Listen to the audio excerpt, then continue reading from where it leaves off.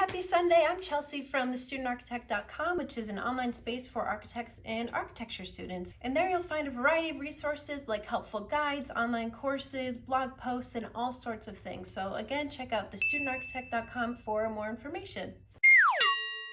Today we're going to talk about the difference between X-Acto knives and Olfa knives. And cue the Jennifer's body clip. You know what this is for? It's for cutting boxes. Do you buy all your murder weapons at Home Depot?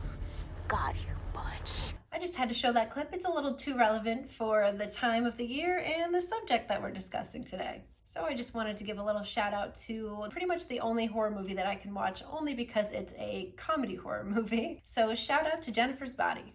So today we're going to talk about the difference between Olfa knives and X-Acto knives. So first let's start with the Olfa knife. So this is the Olfa knife that I have, and it's basically a utility knife. So it's used for cutting things that are a little bit thicker, so things like chipboard, cardboard, thinner pieces of wood, and things like that.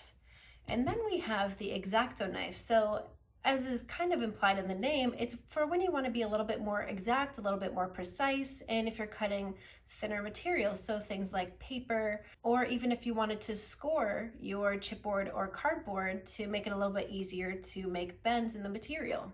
If you want to score more thicker or tougher materials such as plexiglass, then you'll probably want to use an Olfa knife for a task like that.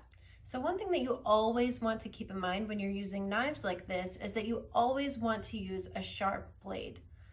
And that might sound a little contrary to what you might think, but actually if you're using a duller blade, then it makes it easier for your knife to skip over the material that you're cutting. It makes it a lot more likely that you might cut yourself or make a mistake. So you always want to be changing your blades frequently and making sure that you're always using a sharp blade.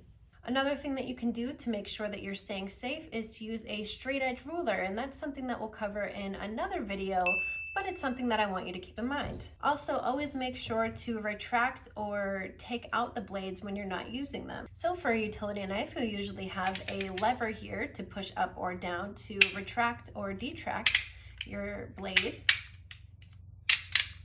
And then for an X-Acto knife, you'll usually have a blade that will actually come out of the holder. So this one in particular, you just spin the top here and then you can pull the blade out and then you can store it in your blade storage container.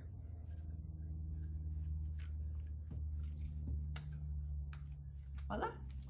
So I really hope that you found this video helpful, and if you did, please hit that like button, and if you haven't subscribed yet, go ahead and subscribe.